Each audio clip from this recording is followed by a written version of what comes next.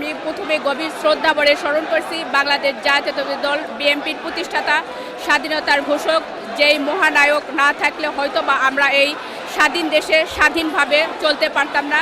তার 1936 সালে 19শে জানুয়ারি বগুড়া জেলার উপজেলা গাবতলী শহরে তিনি একটা প্রত্যন্ত গ্রামে জন্মগ্রহণ করেন। আমরা আপনারা বিগত 17 বছরে দেখেছেন আমরা একটা ফাসিস্ট সরকারের অভ্যন্তরে আমরা বসবাস করতাম। সেই জুলাই এবং আগস্টের আন্দোলনের অভ্যন্তরের মাধ্যমে সেই ফাসিস্ট সরকারকে আমরা বাংলাদেশ থেকে বিতাড়িত করতে পেরেছি।